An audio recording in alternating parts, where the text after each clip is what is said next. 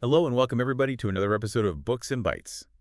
Today we're diving into the first modern economy by Vries and Ad van der Woude. Oh, yeah. It's a pretty deep look at the Dutch Republic's economic rise, It is. roughly from the 1500s to 1815. It's a fascinating period. Yeah. And the authors make a really compelling case Okay. that this wasn't just a period of growth for the Dutch, but truly the birth of a new kind of economy. Yeah. One we might even recognize as like strikingly modern in many ways. Okay, so before we go chapter by chapter, can you give me the elevator pitch version of this book? Sure. What are the big themes that De Vries and van der Woude are laying out? Well, they argue that several key factors came together to make the Dutch Republic the first modern economy. Okay. First, you've got this really dramatic shift from a local to a global outlook. Right. They were forced to innovate and find new markets after their ties with the southern Netherlands were disrupted. Yeah. Then you see the rise of specialized industries like the herring fishery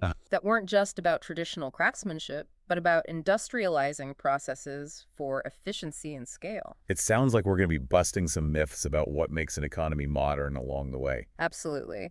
The Dutch achieved some remarkable things without the massive technological leaps we usually associate with modernity. Right. They were masters of adaptation, taking advantage of their geographic position and constantly refining their practices. Oh, okay. And that brings us to another big theme, the role of the Dutch East India Company, or VOC. Ooh, I love a good rise and fall story. It was a behemoth of global trade.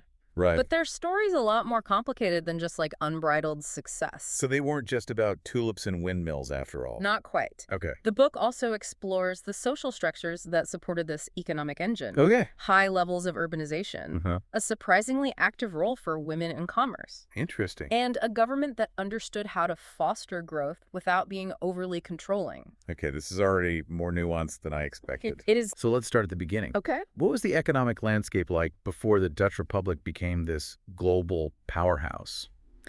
Well, in the early 16th century, their economy was largely local, Okay. centered around individual towns and their trade policies. Their most important economic link was to the southern Netherlands. Think of it like a lifeline they relied on for trade and resources. But then everything changed with the Dutch Revolt.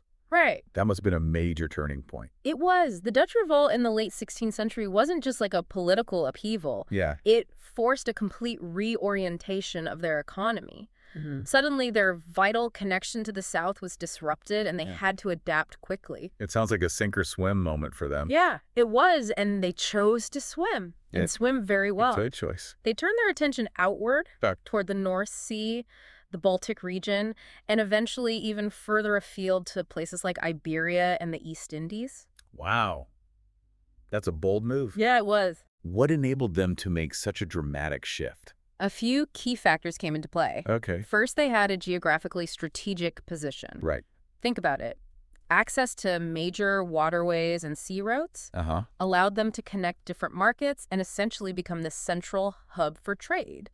They were like the ultimate middleman. They were. But being in the right place isn't always enough, is it? You're right. Yeah. They also made really significant advancements in shipbuilding. Okay. This is where that Dutch ingenuity really shines. Yeah. They developed ships that were faster, Yeah. more efficient, and capable of carrying much larger amounts of cargo. This gave them a massive competitive edge in maritime trade. I'm picturing those classic Dutch ships with their billowing sails cutting through the waves. Oh, yeah. They were masters of the sea. Exactly. And that mastery enabled them to dominate crucial trade routes. Okay. The Baltic trade, for example, became incredibly important for the Dutch. They were major players in the trade of vital commodities like grain and timber from that region. So it's remarkable how they went from being this small nation reliant on local trade to controlling these vast and essential trade networks. It is. It seems like they had this knack for recognizing opportunities and seizing them. Yeah. Is that a theme that runs throughout the book? Definitely. Oh, and one of the best examples is the rise of their specialized industries. Okay. The book delves deep into the herring fishery, and it's fascinating. I'm intrigued. Tell me more about this herring revolution. Well, they developed specialized ships called herring busses, Okay. which were designed for maximum efficiency. They also created these really sophisticated techniques for salting and preserving the herring, Okay.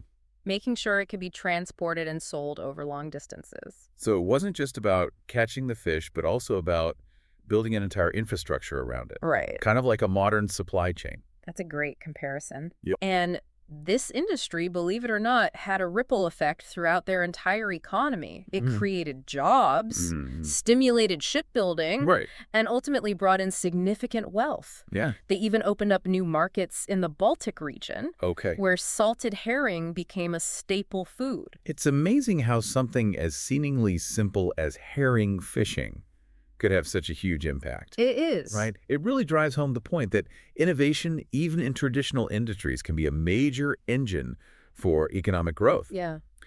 And the Dutch were masters of it. They are. They were always looking for ways to do things better, faster, and more efficiently. Right. It was almost like they had this built-in drive to optimize everything they did. They did. This reminds me of something we often hear today. What's that? Work smarter, not harder. Yeah. It seems like the Dutch were living that motto centuries ago. Absolutely. And that brings us to another iconic part of the Dutch economic story. The Dutch East India Company, or VOC. Ah, the VOC. I've heard tales of their incredible wealth and power, but I have to admit my knowledge of them is pretty much limited to the spice trade. Well, the spice trade was definitely a big part of their story. Okay. The VOC was granted a monopoly on trade with Asia by the Dutch government, Wow. giving them exclusive rights to those highly sought-after spices, textiles, and other valuable goods from the East Indies.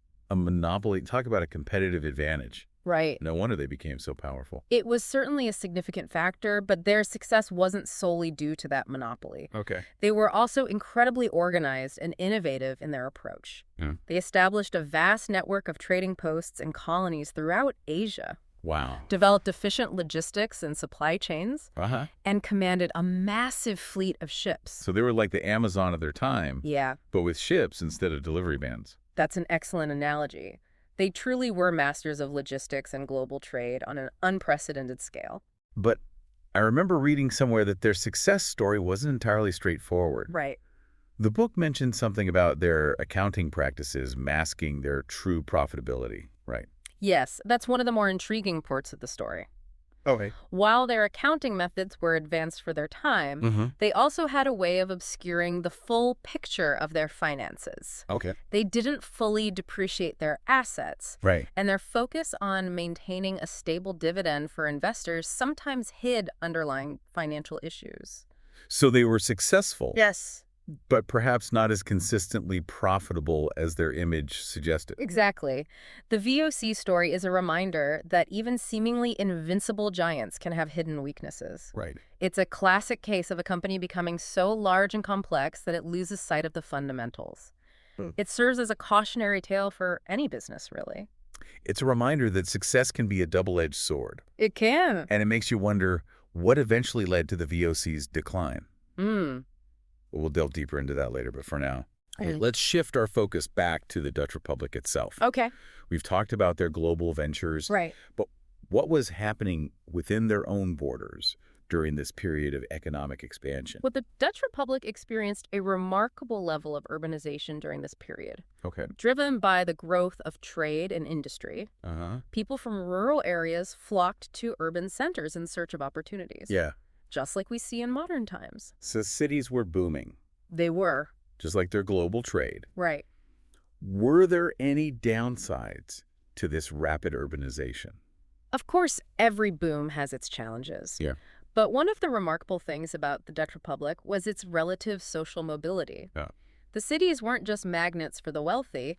They offered real opportunities for advancement and wealth creation for skilled workers, entrepreneurs, merchants from all walks of life. So this led to a more fluid social structure compared to many other European societies at the time. It sounds like they were ahead of their time in terms of social mobility. Yeah, they were. Did this openness and fluidity extend to other aspects of their culture? Absolutely. One of the things that really struck me in the book was the unique role of women in the Dutch economy. Okay. They weren't confined to traditional domestic roles. but actively participated in business and trade. That's fascinating.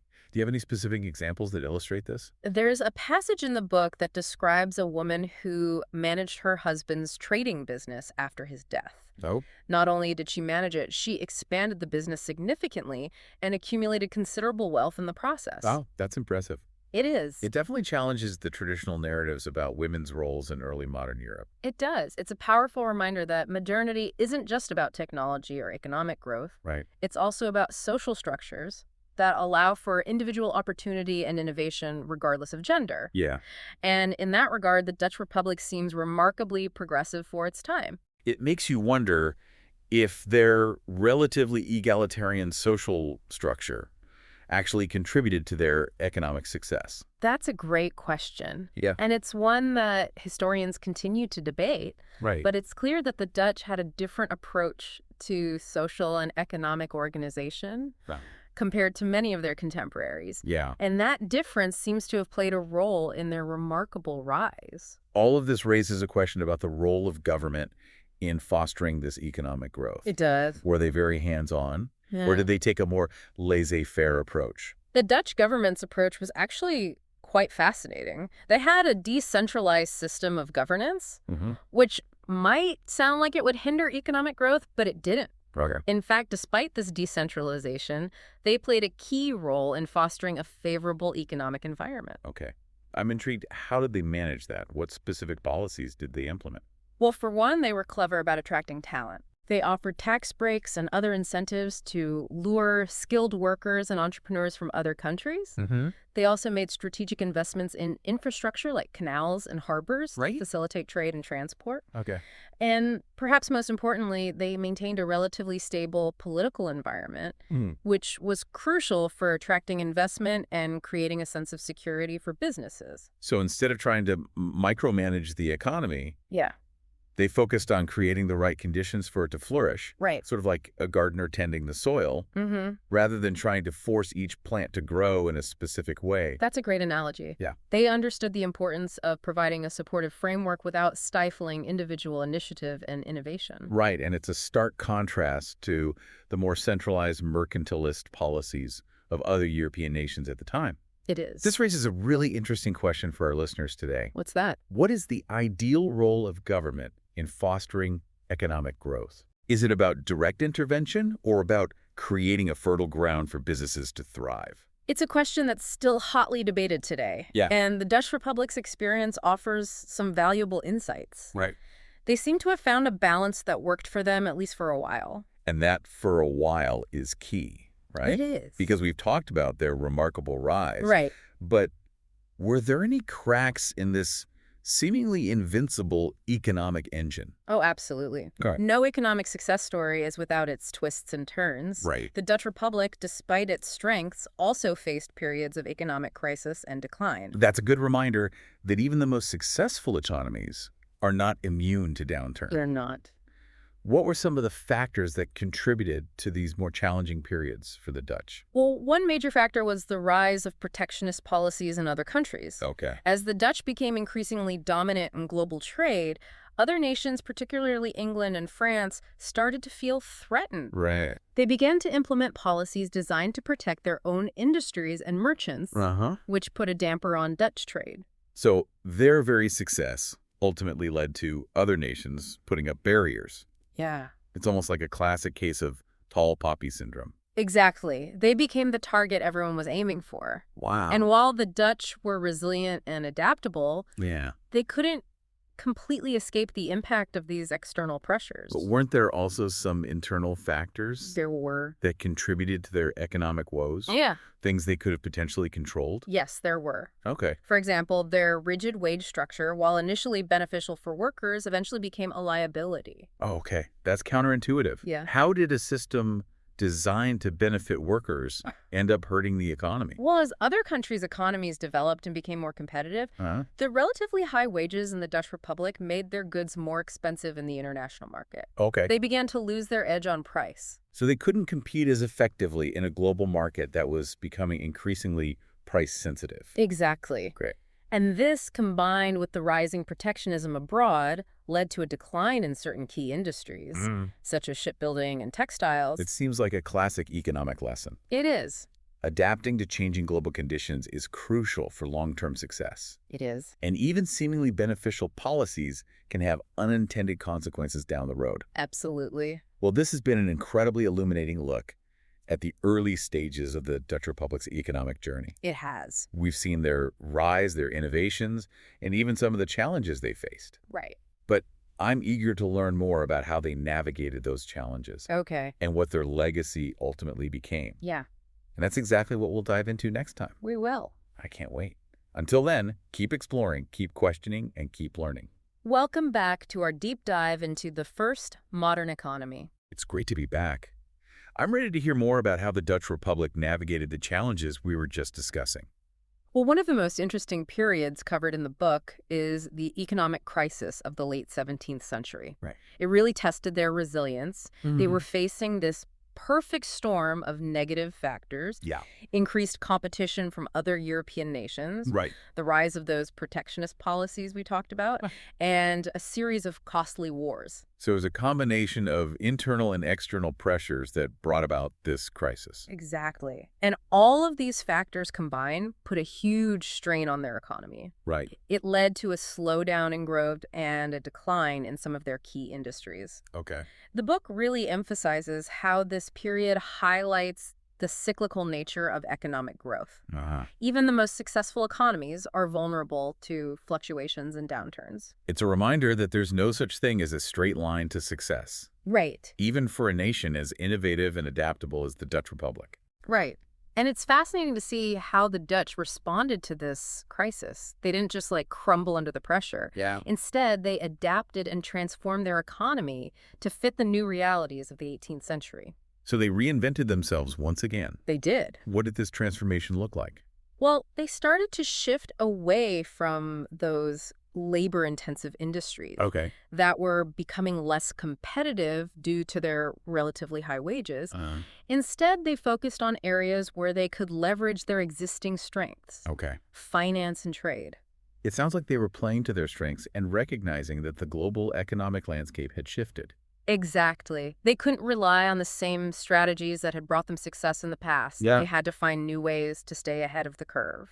Do you have any specific examples of how this transformation played out in their industries and financial systems? Certainly. For one, we see the rise of financial innovation during this period. Banking houses like Hope & Co. emerged as major players in international finance, demonstrating the Dutch savvy in adapting to a more complex financial world. So they were still at the forefront of global finance, even as their dominance in other industries waned. Exactly. They found a new niche where they could excel. And alongside these financial innovations, their service sector also grew. They continued to play a significant role in global trade, albeit in a slightly different capacity than before. It seems like the Dutch had this remarkable ability to reinvent themselves and find new paths to prosperity. They did, and this resilience and adaptability is one of the key takeaways from the first modern economy. It wasn't simply a story of uninterrupted growth. It was a story of transformation, of recognizing when old models were no longer working and finding new ways to thrive. It's a story that resonates even today as we navigate our own era of rapid technological change and economic uncertainty. Absolutely. There are so many parallels to our modern world. The Dutch experience demonstrates that even in the face of setbacks and shifting global dynamics, a commitment to innovation and adaptability can be the key to long-term success. It's inspiring. But let's go back to those specific industries for a moment. We've talked about herring and whaling. Right. What other industries played a key role in their economic success? Well, shipbuilding continued to be a major industry throughout this period. The Dutch were renowned for building high-quality ships, and their shipyards were some of the most advanced in Europe. Remember those flute ships we discussed earlier? They do. They played a major role in establishing Dutch dominance in maritime trade. And they continued to be in high demand throughout the 17th and 18th centuries. Those ships were like the container ships of their day. Exactly. Designed for maximum efficiency and cost effectiveness. Exactly. And this expertise in shipbuilding wasn't limited to cargo ships. Okay. They also built ships for exploration, for warfare, you name it. Their ships were sought after across Europe, Uh-huh. making shipbuilding a major driver of economic growth and a source of national pride. It's amazing how they managed to excel in so many different areas of maritime trade and industry. It is? Was it just their shipbuilding skills? Well, Or were there other factors that contributed to their success? Well, their shipbuilding prowess was certainly a major factor, Wow. but they also had this knack for organization and efficiency. Right. Think back to what we discussed about the VOC. Yeah. They were masters of logistics and supply chains. Uh-huh. They applied those same principles to their shipbuilding industry, Okay. which allowed them to build high-quality ships at competitive prices. So it wasn't just about craftsmanship. Right. It was about having the right systems in place to manage a complex industry. Precisely. And those systems were part of a broader culture of innovation and efficiency Yeah. that permeated Dutch society. Uh-huh. They were always looking for ways to do things better, faster, and more cost-effectively, Huh. whether it was building ships, fishing for herring, or managing their global trading empire. It's that work smarter, not harder mentality again. Yes. And it's a mindset that served them incredibly well. But it wasn't all about ships in the sea, right? Right. What about land-based industries? What were some of the key sectors that contributed to their economic growth on the domestic front? One sector that stands out is textiles. Okay. The Dutch were known for producing high-quality linen and woolen cloth. Okay. And their textile industry was a major employer, Uh-huh. particularly in those booming urban centers we talked about. I always associate textiles with places like England and Flanders. Yeah. What made the Dutch stand out in this industry? Well, like their other successful industries, it was a combination of factors. All right. They had a long tradition of textile production, Yes. dating back centuries. On top of that, they developed innovative techniques for spinning, weaving, and dyeing cloth. So they weren't just relying on traditional methods, they were pushing the boundaries of textile production. Exactly. And they had another advantage, access to raw materials. Okay. They imported wool from England and flax from the southern Netherlands, Yeah. giving them a steady supply of high-quality materials to work with. It seems like they had a real knack for sourcing materials and expertise from all over, Yeah. weaving them together to create successful industries. That's a great way to put it. Yeah. They were masters of weaving, both literally and figuratively. Yeah. They brought together resources, skills, and ideas from different parts of the world, creating a truly dynamic and interconnected economy. Speaking of interconnectedness, I'm reminded of something else the book highlighted. That's a... Their pioneering role in financial innovations. Oh, yes. Can you remind me about that? Of course. The Dutch were truly ahead of their time when it came to finance. They were among the first to develop sophisticated financial instruments, like Wow. bills of exchange. Right. Bills of exchange, those were like early versions of checks. More like promissory notes. Essentially, they allowed merchants to make payments over long distances without having to physically transport gold or silver. Right. For example, a merchant in Amsterdam could issue a bill of exchange to a merchant in London, Okay. promising to pay a certain amount at a future date. Right. These bills could then be traded or sold to other merchants, Ah. making international trade much smoother and less risky. It's amazing to think that they were developing these complex financial systems back then. It It is. sounds like the foundation for modern international finance. It was. And they didn't stop there. Oh. They were also pioneers in establishing formal stock markets. Oh. The Amsterdam Stock Exchange, founded in the early 17th century, was one of the first of its kind. Wow. It allowed investors to buy and sell shares in companies, Yeah. like the VOC and the WIC, Yeah. providing a way to raise capital and spread risk. So they were creating the building blocks of modern capitalism in a sense. They were, and these financial innovations played a crucial role in their economic success. Right. They provided the fuel for their expansion and helped to create a more dynamic and flexible economy. This has been an incredible journey through the inner workings of the Dutch economy. It has. We've seen their shipbuilding prowess, their mastery of trade, their industrial innovations, and their groundbreaking financial systems. Right. But I'm also curious about the broader context of their success. Okay. What were the underlying social and cultural factors that allowed this small nation to achieve such remarkable things? That's a great question, and it's something we'll explore in more detail in the final part of our deep dive. Okay. We'll examine the social structures, the cultural values, and the government policies that all played a part in shaping the Dutch Republic's extraordinary economic journey. I'm looking forward to it. Welcome back to our deep dive into the first modern economy. We've covered so much ground already, from herring fleets to global trade. But I'm really intrigued by this idea of like exploring the why behind it all. Right. It is a crucial piece of the puzzle, isn't it? Understanding not just like what they did, Right. but what made them so successful at it. Exactly. So beyond the specific industries and innovations, what were some of the underlying factors that made the Dutch Republic such an economic powerhouse? Well, I think the book makes a very compelling argument that their culture played a pivotal role. Yeah. The Dutch had this unique blend of pragmatism, openness to new ideas, and a really strong work ethic. It was a society that really valued initiative and ingenuity. It sounds like the perfect breeding ground for entrepreneurship and innovation. It was, and that entrepreneurial spirit was fostered by a government that, while decentralized, was actually quite adept at supporting economic growth. We've touched on that before, but I'd love to hear more about it. Sure. How did they manage to create a favorable environment for business without being overly controlling?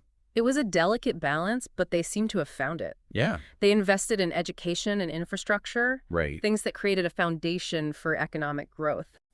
They also championed free trade and maintained a relatively stable political environment, Okay. which was crucial for attracting investment and fostering that sense of security for businesses. It sounds like they understood that sometimes the best way to stimulate growth is to just step back and let things happen organically while still providing that necessary support. That's a great way to put it. They understood the importance of providing a fertile ground for innovation and entrepreneurship to flourish. It's a lesson that a lot of governments today could learn from. Yeah. But even with the right cultural ingredients and government support, Right. the Dutch Republic wasn't without its challenges. Right. Of course not. No nation is immune to the ups and downs of the global economy. Sure. The book doesn't shy away from exploring the darker chapters of their economic history. That's what makes it so interesting. It's not just a celebratory account of their successes. It's a nuanced and realistic look at the complexities of their journey. Precisely. And one of the most important lessons we can glean from their experience is the importance of adaptability. Correct. The Dutch were constantly facing challenges. Yeah. Whether it was shifting trade patterns, rising competition, or resource depletion. Right. And each time they found a way to adapt and reinvent themselves. They were like economic chameleons, changing their colors to blend in with the new landscape. That's a perfect analogy. They were masters of recognizing when old models were no longer working and finding new ways to thrive. It makes you wonder what their legacy ultimately was. Yeah. Did their influence extend beyond their time as an economic powerhouse? Absolutely. The authors argue that the Dutch Republic's impact on economic history was profound. Okay. They laid the groundwork for many of the institutions and practices that we associate with modern capitalism, from sophisticated financial markets to a global outlook on trade. So even though their period of dominance eventually faded, their ideas and innovations continue to shape the world? Exactly. And I think that's one of the most fascinating takeaways from the first modern economy. Yeah. It challenges us to think about what it truly means to be a modern economy. Yeah. And to recognize that innovation and adaptation aren't just events, but like ongoing processes. It's a reminder that even small nations can have an outsized impact on the world stage, They can. especially when they embrace new ideas and push the boundaries of what's possible. I wholeheartedly agree. And I think that's a message that resonates deeply in our own era of rapid globalization and technological change. Yeah. The Dutch experience shows us that adaptability, resilience, and a willingness to embrace new challenges are essential for success in any era. It's been an incredible journey exploring the economic rise of the Dutch Republic. It has. I feel like I've gained a whole new understanding of the forces that shaped the modern world. I'm so glad to hear that. It's a testament to the power of history to inform our understanding of the present and the future. And to the power of books like The First Modern Economy to shed light on those often overlooked stories that have shaped the world we live in today. Indeed. It's a reminder that there's always more to learn, always new connections to make, and always new insights to be gleaned from the past. And on that note, we come to the end of our deep dive. Thank you for joining us on this fascinating exploration. Until next time, keep exploring, keep questioning, and keep learning.